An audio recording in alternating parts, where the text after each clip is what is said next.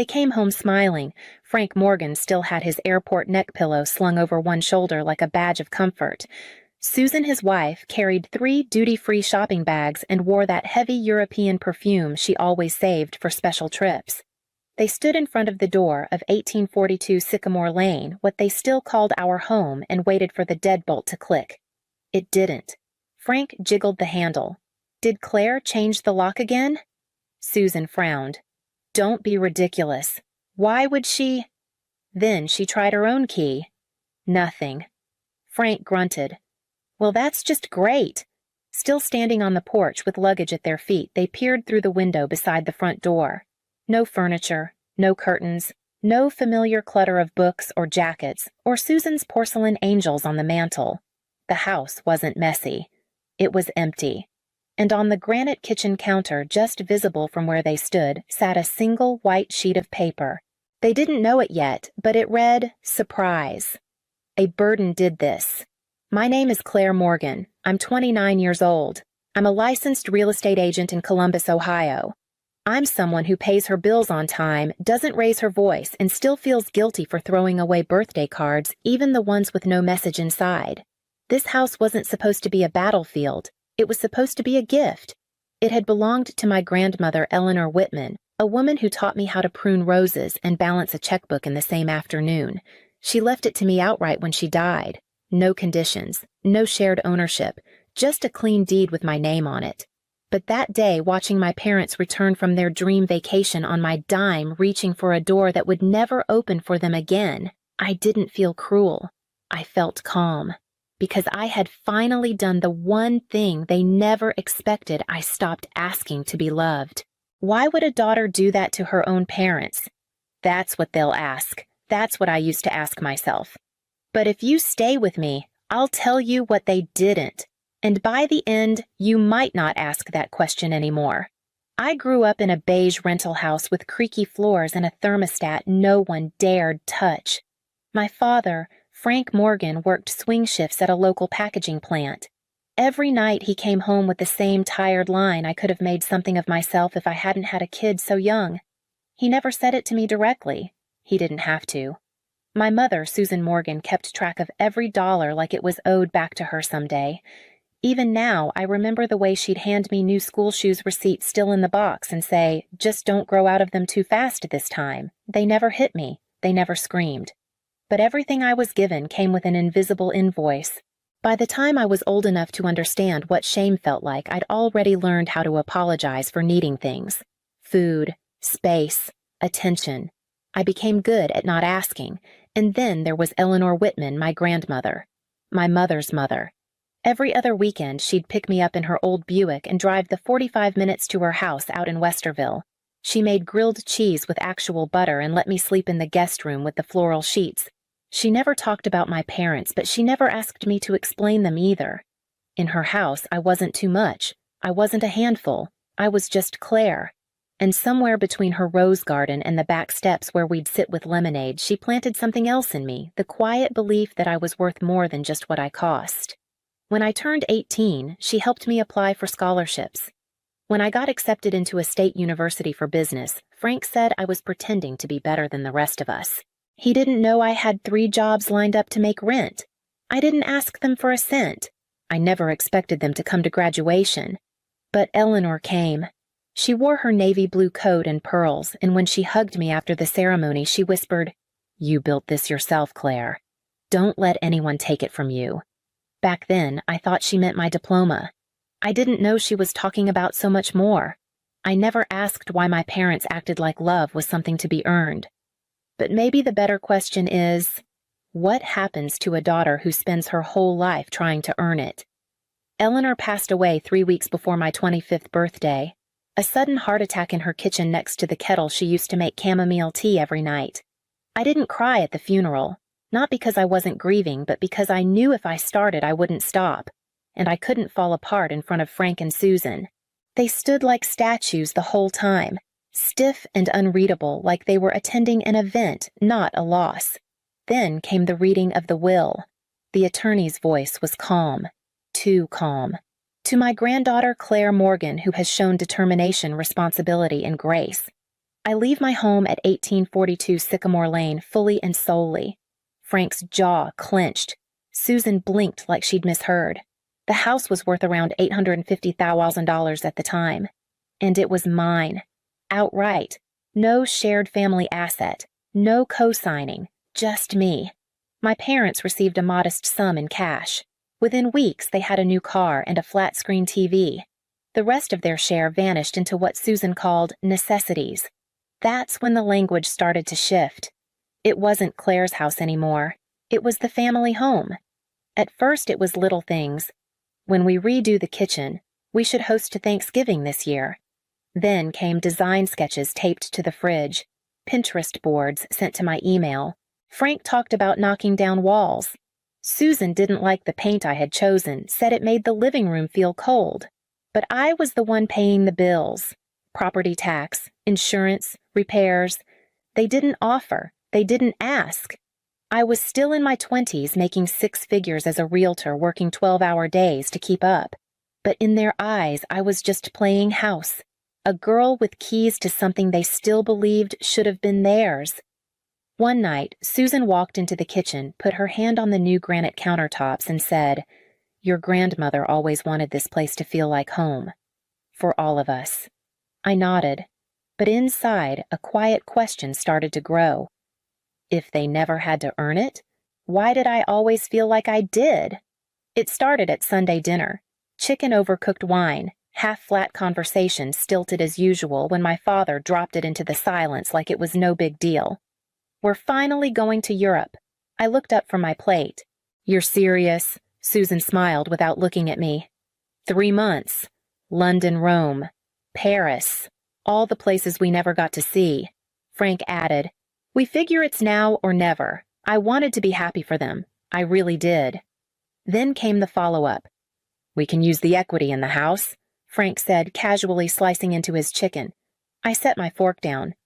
"You mean my house?" He didn't flinch. "It's the family home, Claire. Your grandmother would have wanted us to enjoy it together." Susan nodded. "Don't be selfish. You've got a good job, no kids, no husband. This house is just sitting here making money." I said no. I said it calmly, directly. But then I softened. I offered to help a little since I knew they couldn't afford it otherwise. They didn't fight me on that. They didn't need to. Before I knew it, I was covering their flights, their hotels, their rail passes. I spent hours researching affordable but comfortable options. And still, Susan complained. "The hotel in Florence is too far from the city center. We would have preferred something with a balcony. Claire, can you just book it all? It's easier that way." The day before they left, I overheard Susan on the phone with her sister. I wasn't eavesdropping, just walking past the living room on my way to the laundry. Her voice was light, even amused. "Of course Claire's paying. It's the least she can do considering we let her keep the house. Let me keep the house." That sentence sat with me longer than I expected. Longer than it should have. Because some part of me, some raw, unhealed part, still wanted to believe they saw me as more than a bank account with feelings. That maybe deep down they still saw me as their daughter. They didn't, but I didn't know that yet. Not until the call. It was a Tuesday in mid-June. Warm outside, but inside the house something had gone cold. I had just finished showing a mid-century home across town and came back to find the kitchen sink still leaking. The drip had worsened, eating into the cabinet wood. Frank had installed that faucet himself last year.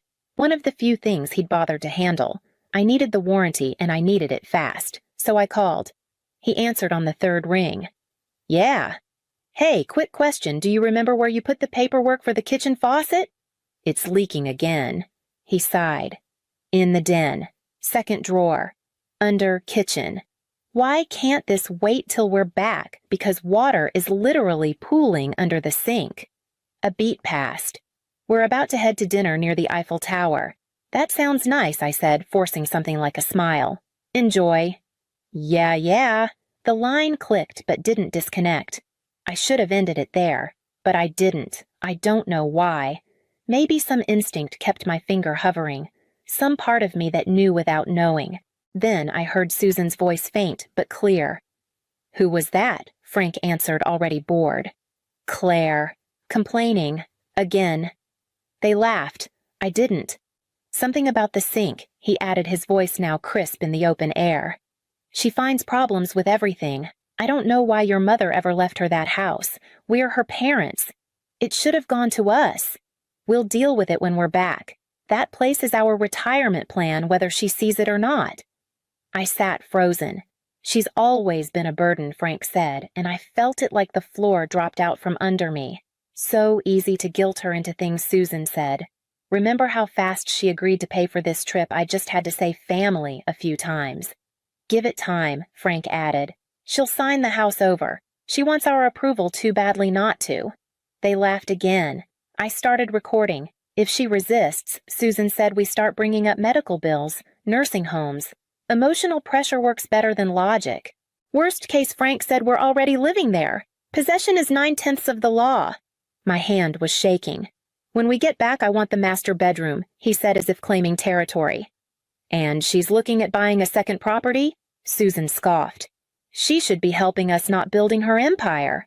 I sat there for 15 minutes listening. By the time the call finally dropped, I wasn't Claire anymore. Not their daughter, not their safety net. I was someone else entirely. Someone who knew the truth and couldn't unknow it. And the worst part. This hadn't started in Paris. It had started years ago. I didn't cry right away. Instead, I stood in the middle of the kitchen staring at the spot on the cabinet where the water had darkened the wood grain and wondered how long it had been rotting beneath the surface. The sink. The house. Me. That night I didn't sleep. I listened to the recording again. Not just the words, but the tone, the practiced laughter, the confidence in my obedience. It wasn't a slip of the tongue, it was a strategy, one they'd been refining for years. The next morning, I called in sick. I told the office I had the flu. I think part of me believed it. My body felt sick, but the infection wasn't viral, it was something older. On the second day, I called Patricia Winters, a real estate attorney I'd worked with in the past. Clear-eyed, blunt, no time for nonsense. I told her everything. The inheritance, the years of quiet pressure, the phone call. The deed is in your name, she asked. Yes. No co-owners, no liens. I've paid all the bills, alone. Then legally, Claire, they have no claim. You allowed them to live there, but that doesn't entitle them to ownership. What about, because they're my parents? You're not legally required to house your parents, she said without even a pause, especially not manipulative ones. It felt like someone had unhooked a stone from my chest. Later that afternoon, I sat on the floor of the guest room, my room still, and opened a shoebox of old papers. Letters, mostly. Things my grandmother Helen had written me over the years. I found one I hadn't remembered folded into a greeting card with watercolor violets on the front. It was dated 4 weeks before she died. My dearest Claire, I know this house won't protect you from everything, but it will give you ground to stand on when others try to shake it. Your parents, my son included, have always looked for shortcuts. You never did. That's why the house is yours. Because I trust you to live in it, not just own it. Love, always, Grandma Helen. I didn't know I was crying until the words blurred. I clutched the letter like it could steady me. They had called me a burden. But Helen had seen something else. The rest of the week passed in a sort of sharp quiet. I opened a new bank account, reserved a short-term furnished rental 2 hours away, called a discreet real estate colleague and told him I wanted to sell fast privately, no signs, no open houses. He asked if I was running from something. No, I said, not entirely believing it. I'm just ready to stop pretending this is still a home. That night, I made a spreadsheet of every item in the house. Furniture, art, documents. I categorized what was mine, what was my grandmother's, and what was theirs. I didn't keep a single thing in the gray zone. It had taken me years to realize the price of doubt. I wasn't about to pay it again. The house emptied in stages. I boxed up my belongings first, quietly, methodically. The movers came early on a Tuesday. I didn't watch them lift the couch I'd picked out with my first commission bonus. I didn't stand in the garden while they dug up the hydrangeas I'd planted in Helen's honor and transferred them to pots for the new place. I just made sure everything went to the right truck. My parents' belongings, what little they had, went into labeled boxes and plastic tubs, each carefully documented. I rented a storage unit in their name, 6 months paid in advance. The access code was emailed to their hotel in Rome. I left nothing ambiguous. The house sold faster than I expected. Marcus, my colleague, found a corporate buyer relocating from San Diego. He paid cash, didn't haggle, and asked no questions. The closing was set for midweek 3 days before my parents were due to return. It was just enough time. On the final morning, I stood alone in the living room. Everything echoed. My footsteps, my breath, my grandmother's voice in memory. In the kitchen, I placed a single note on the counter where we used to bake holiday cookies. Surprise! A burden did this. Then I left the key on the hook by the door, locked it from the inside, stepped out through the back patio, and walked away. That same afternoon, I turned in my old phone at the carrier store, disconnected my number, and left my email behind. Everything traceable stopped there. For the first time in years, I was unreachable. 3 days later, they came back. I don't know exactly how they reacted when their key didn't fit.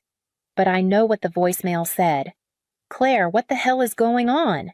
We just got here and our stuff is gone. The locks are changed. Call us immediately." The second voicemail an hour later was sharper. More clipped. "This is not funny. You better explain yourself. Now." By the fifth message, my mother had shifted tone soft syrupy the way she always sounded when she needed something. "We're worried about you, sweetie. Please just let us know you're okay." I didn't answer. Instead, I forwarded the recordings to Patricia. "Let me know if any of this could be used against me," I typed. A few minutes later, her reply came back. "You're fine. They have no legal standing and you've handled this with remarkable restraint. Hold your ground." But it wasn't just legal ground I was holding. It was something quieter, older. Every room in that house had once whispered a version of "you owe them." Now, for the first time, the only voice left in my life was mine. Still, there was one thing I hadn't planned for. They didn't take silence well. The voicemails kept coming urgent, furious, weepy cycling like clockwork through every tool they had ever used to pull me back. By day 5, the tone had turned. "You sold our home," my father hissed into the receiver. "You had no right. We're talking to a lawyer." But that word "our" still clung like mold to everything they said. The house had never been theirs. Not on paper. Not in Grandma Helen's will. Not in any version of the truth that mattered. They had convinced themselves of ownership through proximity, not responsibility. And now they were trying to reclaim it the only way they knew how: guilt first, then fear. I didn't listen to every message, just enough to stay ahead. I heard when they tried showing up at my old office. Jamie, my assistant, texted me, "Your parents are here. They're making a scene." Boss just asked them to leave. I called the office line 5 minutes later, ready to do damage control. But Vanessa, my boss, met me with calm. "They accused you of fraud," she said flatly. "Said you stole their home." I held my breath. "They're not welcome here again," she continued. "We've flagged them. Take whatever time you need." I swallowed the knot in my throat. Vanessa wasn't just protecting her business, she was protecting me, and I hadn't known how much I needed that until it happened. A week passed, then 2, and then the final card arrived in email. Long, wordy, meant to look composed but seething between the lines. They'd heard from a neighbor that I had moved. They hoped I was in a place to reconsider. They forgave me. But they also expected me to use the sale proceeds to buy a new property, one we can all share together as a family. It was always that word they used, like rope family. Always wielded with conditions, never grace. I didn't reply. Instead, I sent the message to Patricia. Her response was even shorter this time. "They're testing you. Don't answer. This is their pattern: press retreat, then press harder." She was right, and the old me might have folded, might have taken their moment of forgiveness as a last thread of belonging, but I didn't need their version of family anymore. What I didn't know, what none of us saw coming, was how far they'd go when they realized I meant it, and that they'd return not with lawyers, but with something worse, a plan to show up in person again. Only this time I wouldn't be the one afraid of losing control. The question now wasn't if they'd confront me. It was, What would they do when the only power left to them was a performance? It was Rachel, my former neighbor, who called. Claire, I thought you should know your parents are parked in front of the house, just sitting there, watching. My breath caught. The new owners, they're out of town. Business trip, I think. But your parents? They haven't moved in an hour. I thanked her. My voice was steady, but my palms were damp. That same evening, the message came. Blocked number. A voice I'd known my whole life. We need to talk, tomorrow, 10 a.m., the coffee shop on Walnut. If you don't come, we'll go back to your office. This time we won't be quiet. He didn't wait for my answer. I called Patricia. They're threatening to come to my work. You don't owe them a meeting, she said. You have grounds for a restraining order. I know, I said, but I want to face them. Just once. On my terms. The next morning I arrived 15 minutes late. Deliberately. The Daily Cup was busy as always. I picked it for that reason, public neutral familiar. The owner, Greg, had been one of my first clients. I saw them before they saw me. My mother's hair had grayed at the roots. My father's hands clenched around a half-drunk coffee cup. They looked older. Not wiser, just older. I walked over slowly, sat down without greeting, placed my phone on the table between us, screen lit. My mother's eyes flicked toward it. Recording, she asked. Protection, I replied. You're our daughter, Claire, my father snapped. Not an adversary. And yet you threatened my job. They blinked. The mask cracked. Let's get to it, I continued. What do you want? My mother opened her purse, pulled out a printout of the deed transfer. You sold it. Without even telling us. It wasn't your house. We lived there, my father said. We made it a home. You occupied it, I corrected. You replaced my furniture, repainted my walls, and undermined every decision I made in my own space. We were family. No, I said quietly. You were trespassers with keys. He stood abruptly, the chair scraping. I didn't flinch. You think this makes you strong? His voice was low, trembling. You think this is winning?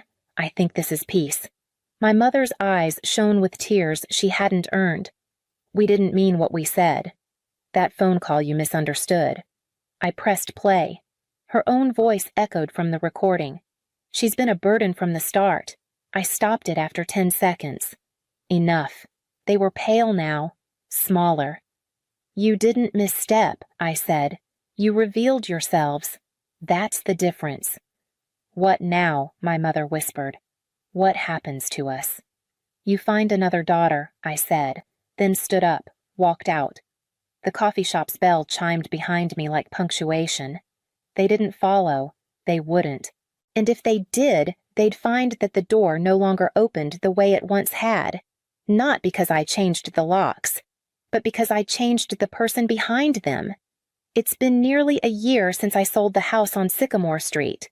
The one with the chipped blue shutters and the garden that bloomed in late April, where my grandmother once taught me the names of things that stayed rooted even in storms. My new life is quieter, not empty, just quieter. I live in a townhouse in a town with no old memories. The furniture is simple, the walls bare by choice.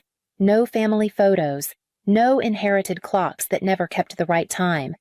Each morning I make my coffee and sit by the window. Watch the light move across the floor like it belongs there. Work is steady, fulfilling even. I help people, especially women, buy their first homes. I tell them the things no one told me. That ownership isn't just about land or keys. It's about voice, boundaries, dignity. One young woman cried after closing. No one ever believed I could own something she said. I believe it now, I told her. I still see Dr. Palmer once a month. Sometimes we talk about finances, sometimes about silence. You've been unusually still, she said during our last session. Still isn't the same as stuck, I said, and it's true. The weight that once knotted itself around my spine, the need to be accepted by people who only loved me when I was useful, has loosened. Not disappeared, but loosened. There were emails, of course, after that coffee shop meeting. Long, erratic paragraphs, accusations laced with sugar. My father claimed I humiliated them. My mother called it an unfortunate misunderstanding that could still be mended. I didn't respond. I owe them nothing, not an explanation, not a window into my new address, not even anger. Only distance. Clean, deliberate distance. One afternoon in late spring, I returned to the cemetery. Just me and a folded lawn chair and a paper bag of peonies. "Hi, Gran," I said, settling beside her. The stone was weathered now, but the name beneath it was still clear. "I think I finally understand what you meant in that letter I said aloud. About value, and choosing who gets to define it." I sat there for nearly an hour. No tears this time. Just space. As I stood to leave, I placed one hand lightly on the headstone, a gesture that felt more like grounding than goodbye. Back at home, I opened the last box I had yet to unpack. Inside, an old photograph, me and Gran sitting cross-legged on her porch, both of us grinning faces full of summer. I framed it, set it on my windowsill. It's the only family picture I keep out. Everything else I keep where it belongs. Behind me, but not buried, not forgotten, just uncarried. If you've ever had to let go just to stand up, I'm still listening.